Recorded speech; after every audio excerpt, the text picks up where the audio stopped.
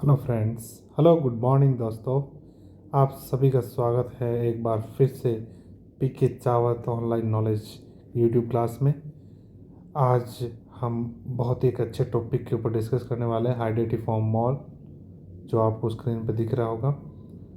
बहुत लंबे समय के दौर से वापस से आपके सामने प्रस्तुत हुआ हूँ, और इसमें एक इम्पोर्टेंट टॉपिक हाइडेटिफॉर्म मॉल, जो कि gynaecology obs and gynaec subject से रिलेटेड रखता है।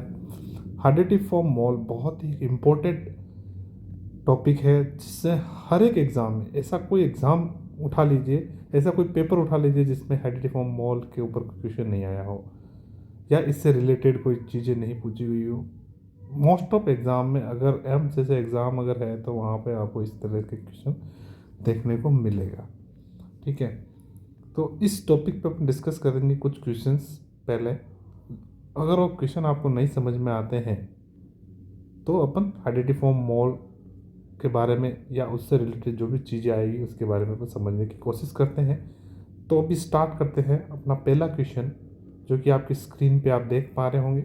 देखिए, ये फर्स्ट क्वेश्चन है, a client at 15 week gestation is admitted with dark brown vaginal bleeding and continuous nausea and vomiting.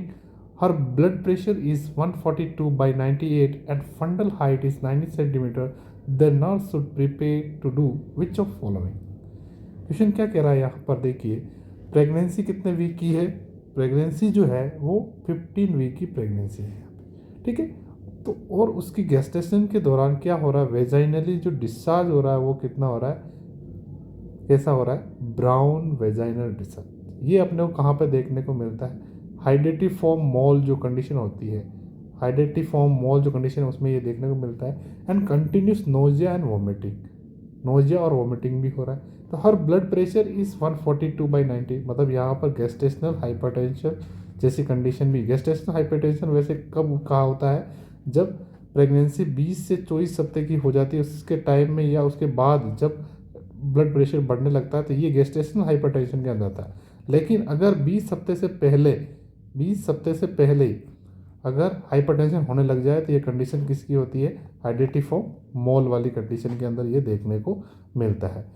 और नोजिया एंड वोमिटिंग यहाँ पे जो दिख रहा है वो किसकी वजह से, एससीजी की वजह से, ह्यूमन कोरियोनिक गोनेगोट्रोपिक हार्मोन की वजह से यहाँ पे क्या है, क्योंकि हाइडेटिफॉर्म मॉल वाली कंडीशन में ये यहाँ पे इंक्रीज देखने को मिलता है, बीपी बढ़ा हुआ है और फंडल हाइट जो है वो भी क्या है, नॉर्मल गेस्टेशनल एज की तुलना में बहुत ज़्यादा है। तो ये हाइडेटिफॉर्म मॉल तो यहाँ पे हाइडेटिफॉर्म मॉल वाली कंडीशन अगर आपको सस्पेक्ट हो रही तो अपन क्या करवाएंगे, जब भी ऐसी कंडीशन होती है सबसे पहले कंफर्म करने के लिए, इसको कंफर्म करने के लिए यहाँ पर कौन सा टेस्ट जो है वो इंपॉर्टेंट रहेगा। तो देखिए, transfer the client to antenatal care. Antenatal care के लिए अपन नहीं करेंगे क्योंकि यहाँ पे पहले देखते 24 आवर्स यूरिन, 24 आवर्स के लिए एनपीओ यहाँ पे रखना जरूरी है। पहला ये तो चलो ये भी अपन सोचते हैं एंटीनेटल केयर में अपन टेस्ट कराने के लिए भेज सकते हैं, तो ये सोचिए। फिर मैग्नीशियम यहाँ पे देने की जरूरत नहीं है। फिर दो ऑप्शन कर दिए, फिर है ऑप्टेन है अल्ट्रासाउंड। तो यहाँ पे इंपॉर्टेंट जो चीज़ रहती है वो क्या है आपकी, ऑप्टेन अल्ट्रासाउंड। पहले क्या करवाएंगे, अल्ट्रासाउंड करवाएंगे, जिससे ये कंफर्म हो जाएगा कि जो अपन चेक कर रहे हैं वो हाइडेटिफॉर्म मॉल है। अब अल्ट्रासाउंड में क्या दिखाई देगा, तो यहाँ पे अल्ट्रासाउंड के अंदर देखेंगे तो क्या होगा, hyper proliferation of the trophoblastic cells. Hydatidiform mole क्या है, hyper proliferation of the trophoblastic cells. जब ब्लास्टोसिस्ट जो आता है, ब्लास्टोसिस्ट, ठीक है, ये जो है डिवाइड हो जाता है किसमें, आपका ट्रोपोब्लास्ट और इनर सेल मास, दो चीज़ों में चेंज हो जाता है, इनर सेल मास। जब इनर सेल मास जो है वो क्या बनाता है, आपका फिटस का डेवलपमेंट करता है। ट्रोपोब्लास्ट आपका क्या करता है, प्लासेंटा का फॉर्मेशन करता है। तो ट्रोपोब्लास्ट फिर आपका वापस किस में, साइटोट्रोपोब्लास्ट और साइटोट्रोपोब्लास्ट में चेंज हो जाता है। तो ये आपने अपन पढ़ेंगे आगे कभी प्लेसेंटा डेवलपमेंट के अंदर। लेकिन अपन यहाँ पर देखिएगा सबसे इंपॉर्टेंट चीज़, तो यहाँ पर अपन इससे पेशेंट के क्या करवाएंगे, इसका जो राइट आंसर रहेगा वो क्या रहेगा, 4 यहाँ पर राइट आंसर रहेगा। अब इसमें आपको देखिए जो अल्ट्रासाउंड है वो कैसे दिखेगी, ये देखिए इस तरह से अल्ट्रासाउंड यहाँ पर देखने को मिलेगा। यहाँ पर देखिए ये अल्ट्रासाउंड, जो अल्ट्रासाउंड का इमेज अगर आप देखेंगे तो इस तरह से यहाँ पे जो देखिए हाइडेटिफॉर्म मॉल, हाइडेटिफॉर्म मॉल के अंदर क्या होता है, हाइडेटिफॉर्म मॉल के अंदर अपन देखते हैं कि ग्रेप्स लाइक स्ट्रक्चर हो जाती है। ग्रेप्स लाइक स्ट्रक्चर किसकी हो जाती है, प्लेसेंटा की। ग्रेप्स लाइक स्ट्रक्चर किसकी हो जाती है, आपकी जो प्लेसेंटा है उसकी जो शेप, वो जो साइज है वो कैसे हो जाती है, किसकी वजह से, hyper proliferation, hyper proliferation of trophoblastic cells, इसकी वजह से क्या होने लगता है यहाँ पे, हाइपर प्रोलिफरेशन, जिससे इस तरह से आपको देखने को मिलेगा, जिसकी वजह से क्या होता है, आपका जो गेस्टेशनल एज है, जो फंडल हाइट है वो भी क्या देखने को मिलेगी, इंक्रीज। इसीलिए इस मामले में कितना है, 15 वीक की प्रेगनेंसी में आपको 19 वीक के बराबर आपको देखने को मिलता है। ठीक है, तो ये फंडल हाइट अगर आपको चेक करना है तो देखिए जो 12 सिंपाइसिस प्यूबिस में जो है उससे ऊपर कब निकल जाता है, 12 week, 8 to 10 week symphysis pubis, 12 week पे आपका सुपाबो, और मिड अम्बलिकस और बस मिड में आ जाता है कब, 14 to 16 वीक की प्रेगनेंसी के अंदर, 20 to 20 वीक की प्रेगनेंसी में अम्बलिकस पे पहुंच जाता है, और मिड एकदम centre of above the umbilicus का पहुंचता है 24 वीक्स में, 26 में उससे ज़्यादा ऊपर 32 वीक में जिपोर्ट प्रोसेस के पास पहुंच जाता है 36 वीक के आसपास। तो ये भी इसके बारे में अपन पढ़ेंगे, उससे पहले अपन देखते हैं। ठीक है, और मोलार प्रेगनेंसी में आपको इस तरह से चीज़ को देखने को मिलता है।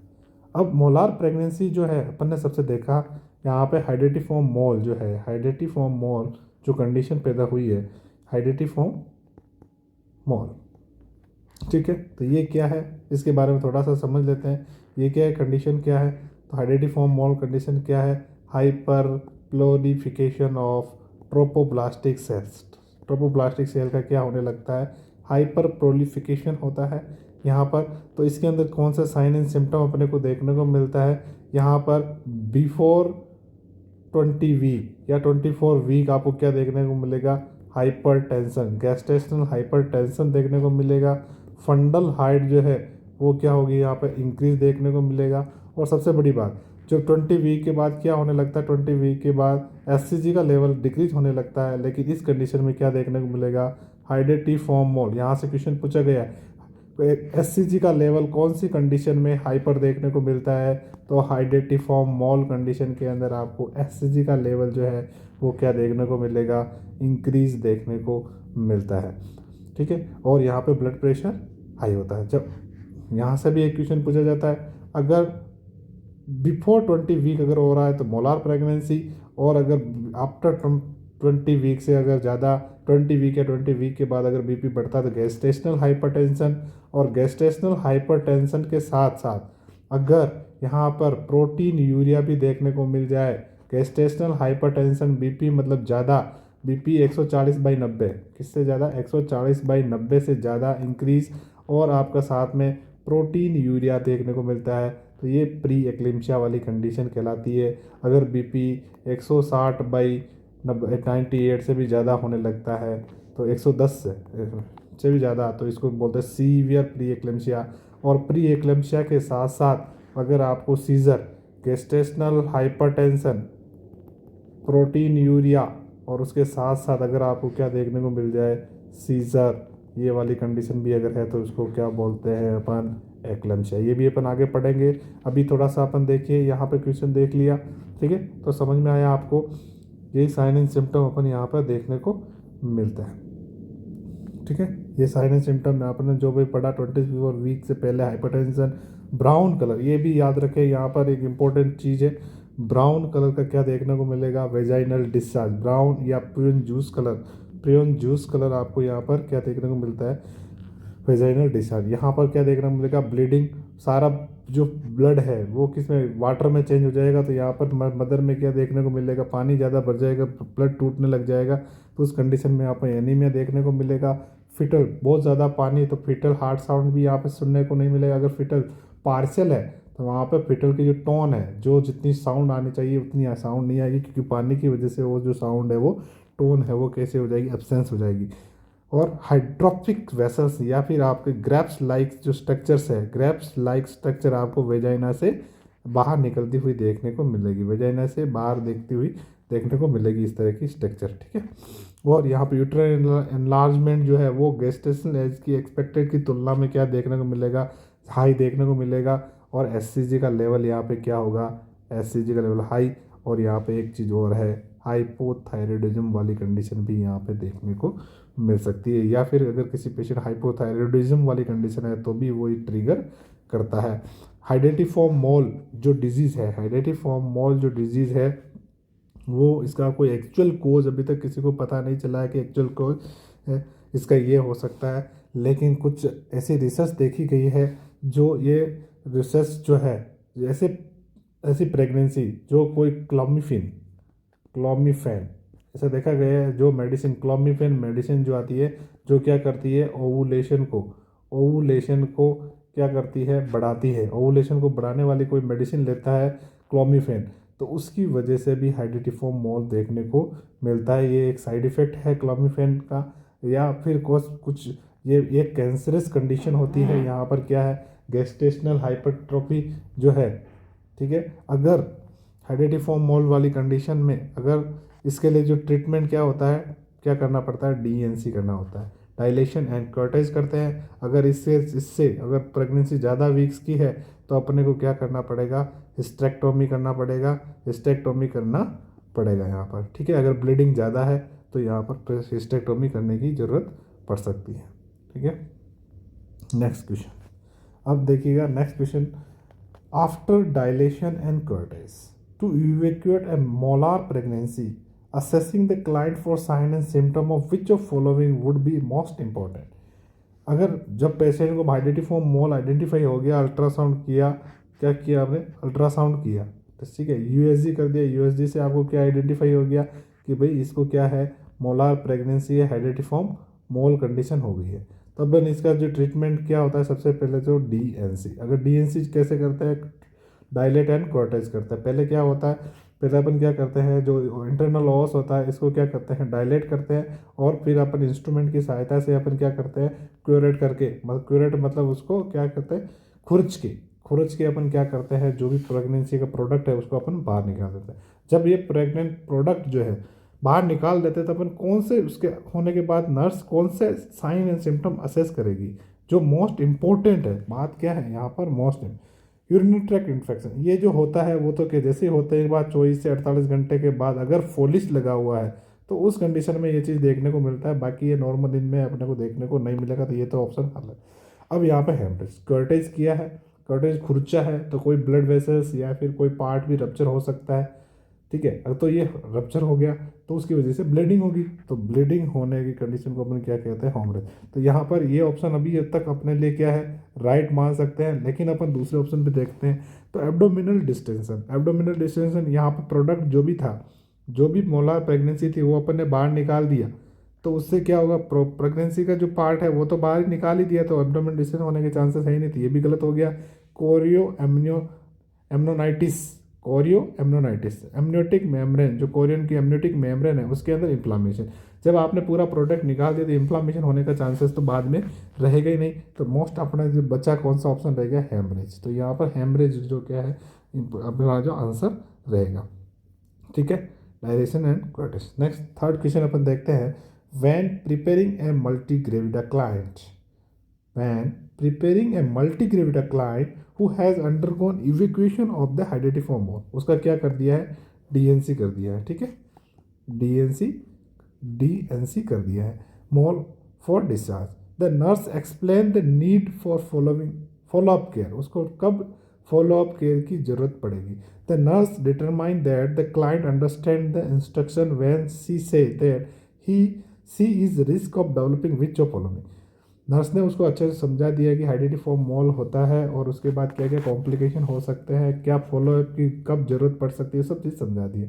तो ऐसे कौन सी बात जो नर्स इनमें से बोलेगी जिससे, मतलब पेशेंट उससे में बोलेगा जिससे नर्स समझ जाएगी कि हाँ ये समझ गई। तो एक्टोपिक प्रेगनेंसी उसके बाद हो सकती है, नहीं हो सकती। कोरियो कार्सिनोमा हो सकता है, मल्टीपल प्रेगनेंसी इसके बाद होने के चांसेस नहीं हो सकता, इनफर्टिलिटी नहीं होने के एकदम से क्या ऐसा कंफर्म नहीं है। तो यहाँ पे कोरियो कार्सिनोमा के लिए अपने को क्या करना होता है, फॉलो अप केयर करते हैं।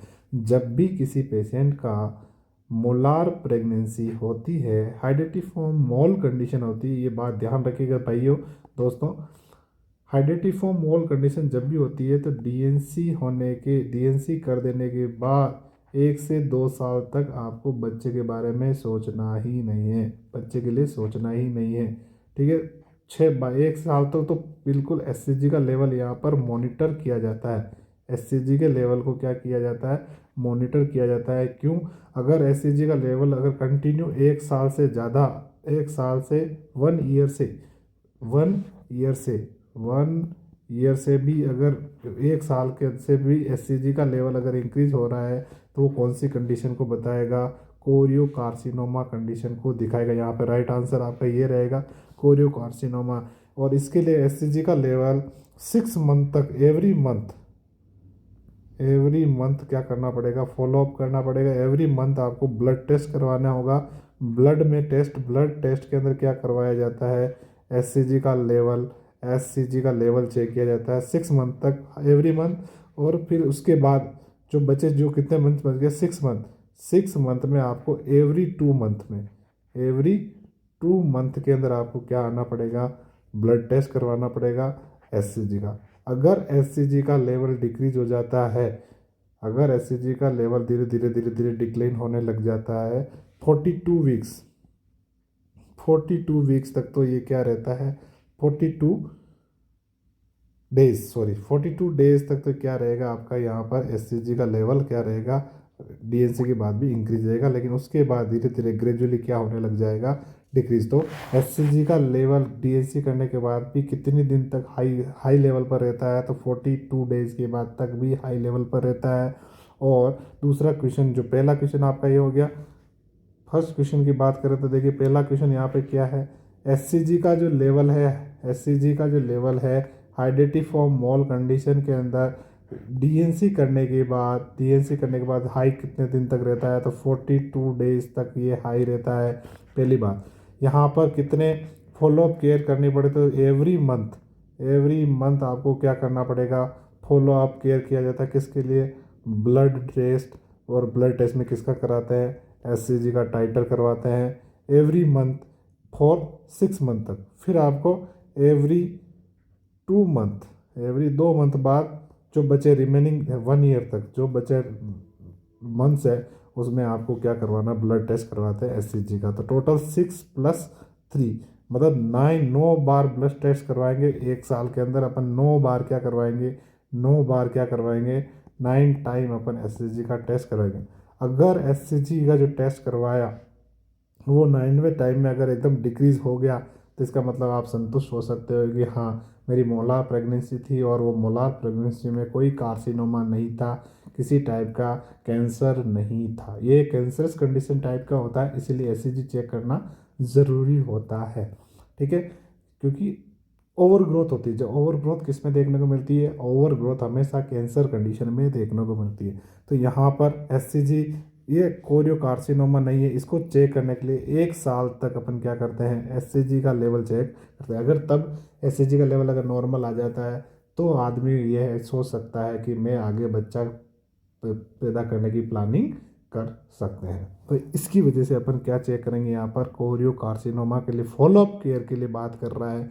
तो फॉलोअप केयर के लिए अपने को क्या करना पड़ेगा, इसके चक्कर में कोरियो कार्सिनोमा के लिए अपन क्या करेंगे, बोला एक्टोपिक प्रेगनेंसी के तो हो नहीं सकता क्योंकि जब तक ठीक है, एक्टोपिक प्रेगनेंसी के लिए तो प्लान ही नहीं हो सकता। मल्टीपल प्रेगनेंसी में नहीं हुई, इनफर्टिलिटी की बात तो नहीं हो सकती क्योंकि कार्सिनोमा इससे कोई इनफर्टिलिटी पे कोई इफेक्ट नहीं आता है। ठीक है, नेक्स्ट क्वेश्चन अपन देखते हैं। एक a 38-year-old client is about 14 week gestation, कितने सप्ताह की, 14 वीक gestation एज है। ठीक है, और admitted to the hospital with diagnosis of complete hydatidiform mole. Soon after admission, the nurse would assess the client sign and symptom. Which of following क्या sign and symptom के लिए करेगी, 14 week की pregnancy है, कंप्लीट हाइडेटिफॉर्म मॉल है। तो सून after क्या है, the pregnancy induced hypertension, gestation diabetes, hypothyroidism, polycythaemia. अपन ने पहले इसके साइन एंड सिम्टम पढ़ लिया। तो देखिए पॉलीसाइथेमिया तो नहीं हो सकता क्योंकि यहाँ पे क्या देखने को मिलेगा, एनीमिया। तो एक आंसर गलत। हाइपोथायरॉयडिज्म अपन ने क्या पढ़ा, मैंने पहले आपको बता दिया साइड में यहाँ पे क्या देखने को मिलेगा, हाइपर थायरॉइडिज्म देखने को मिला, तो ये भी गलत। गेस्टेशनल डायबिटीज़ वाली कंडीशन यहाँ पर नहीं देखने को मिलती है। ये किस में देखने को मिलेगी, ये ट्रिगर भी किसको करती है, ये अगर किसी पेशेंट को डायबिटीज़ है तो एक्लम्शिया पर ही एक्लम्शिया होने के चांसेस उसमें रहते हैं, या फिर डायबिटीज़ गेस्टेशनल डायबिटीज अगर शो हो रहा तो उसमें उस पेशेंट में प्री एक्लम्शिया वाली कंडीशन में ये देखने को मिल सकता है। तो यहाँ पे एक क्वेश्चन याद रखें, गेस्टेशनल डायबिटीज किससे रिलेटेड होता है, प्री एक्लम्शिया से रिलेटेड होता है। तो यहाँ पर प्रेगनेंसी इंड्यूस हाइपरटेंशन यहाँ पर राइट आंसर रहेगा दोस्तों। और right answer pregnancy induced hypertension कब, 24 वीक से पहले। वैसे यहाँ पे क्या है, हेरिडिटी मोल डायग्नोस हो चुका है। अगर डायग्नोस नहीं होता है और 24 वीक से पहले ही पेशेंट को हाइपरटेंशन होने लग जाता है तो प्रेगनेंसी इंड्यूस हाइपरटेंशन होता है, बट उसको गेस्टेशनल हाइपरटेंशन नाम नहीं दिया जा सकता। अगर उससे बाद भी बना रहता तो बाकी ये मोलार प्रेगनेंसी के कारण हो रहा है, ठीक है। ये ध्यान रखना, हेरिडिटी मोल 24 वीक से पहले अगर बीपी बढ़ने लगे, बीपी इंक्रीज हो तो वो क्या आएगा उस कंडीशन में, गेस्टेशनल हाइपरटेंशन नहीं बोल के उसको क्या बोलेंगे, हेरिडिटी मोल वाली कंडीशन में प्रेगनेंसी इंड्यूस हाइपरटेंशन हो रहा है। हाँ, दूसरी बात देखिए, अबॉर्शन अगर नॉर्मल प्रेगनेंसी है, इसी से याद रखने के लिए बता रहा हूँ, 20 से 24 सप्ताह की अगर प्रेगनेंसी, 20 सप्ताह से पहले की अगर 20 सप्ताह से पहले अगर बीपी बढ़ जाते हैं तो हेरिडिटी मोल वाली कंडीशन में बढ़ता है। और 20 सप्ताह से पहले अगर बच्चा बाहर आ जाए उस वाली कंडीशन में बच्चा बाहर आ जाए, चाहे जिंदा हो या चाहे मुर्दा, तो उसको क्या बोलते हैं, अबॉर्शन। क्या बोलते हैं, अबॉर्शन। एमटीपी भी अपन पहले कितनी 20 वीक से पहले था, लेकिन अब इसको भी बढ़ाकर 24 वीक कर दिया कुछ कंडीशन के अंदर। गवर्नमेंट ने इसमें अमेंडमेंट करके एमटीपी एक्ट जो आपने पढ़ा होगा वो भी अपन पढ़ेंगे, जो कि 20 सप्ताह से बढ़ाकर अब 24 सप्ताह कर दिया है। 24 सप्ताह की प्रेगनेंसी को भी एमटीपी करवा सकते हैं, लेकिन 20 सप्ताह से पहले अगर हो जाता है बच्चा बाहर जिंदा या मुर्दा तो अबॉर्शन। अगर बीपी 20 सप्ताह से पहले भी बढ़ने लग जाए तो हेरिडिटी वाली कंडीशन होती है। उसके लिए क्या करवाएंगे अपन, उसके लिए अपन अल्ट्रासाउंड करवाएंगे, उसकी फंडल हाइट चेक करेंगे ताकि पता चल जाएगा कि नॉर्मल से ज़्यादा अगर हाइट बढ़ रही है तो उसके कारण हो सकते हैं, ठीक है। नेक्स्ट देखिएगा दोस्तों, समझ में आ रहा है हेरिडिटी मोल? जो भी नहीं समझ में आ रहा था आप कमेंट करके बता सकते हैं। कोई टॉपिक में दिक्कत हो तो अपन वापस इस टॉपिक को पढ़ लेंगे। अगर कोई भी डाउट हो तो खुले मन से आप कमेंट कर दीजिएगा। बस मोटिवेट जरूर करते रहिएगा मेरे बच्चों, देखो गलती हर इंसान से हो सकती है, ठीक है। अगर जो भी चीज़ आपको नहीं पसंद आए तो आप कमेंट करके मुझे बता दीजिएगा। मैं अपनी इस लेक्चर और अपनी जो पढ़ाने की जो स्टाइल है उसको भी चेंज करने की कोशिश करूँगा। अगर कोई चीज़ नहीं समझ में आए तो उसको अच्छे से समझाने की कोशिश करूँगा। आपके सुझाव मेरे इम्प्रूवमेंट कर सकते हैं और आपके लिए अच्छा टॉपिक मैं ला पाऊँ, इसके लिए धन्यवाद। नेक्स्ट क्वेश्चन देखिए, after suction and evacuation of complete heredity mole 28-year-old multigravida client. After suction and evacuation complete heredity more, the 24-year-old multigravida client asked the nurse when she can become pregnant again. The nurse would advise the client not to become pregnant again for at least which of following time span. देखिए आ गया ना question यहाँ पे। तो अपन ने क्या पढ़ा था, जब भी हेरिडिटी मोल का डीएनसी कर दिया गया हो तो 1 साल तक तो प्रेग्नेंट होने की सोचना ही नहीं। तो यहाँ पर 1 साल 12 महीने तक तो आपको प्रेग्नेंट होना ही नहीं। 12 महीने बाद अगर एससीजी का लेवल डिक्रीज हो जाता है या फिर एब्सेंट हो जाता है तो उस वाली कंडीशन में प्रेग्नेंट होने के बारे में सोच सकते हैं। प्रेग्नेंट होने के बारे में सोच सकते हैं। तो 12 महीने का टाइमिंग, 12 महीने में अपन क्या करते हैं, 12 महीने में 9 बार ब्लड टेस्ट करवाते हैं।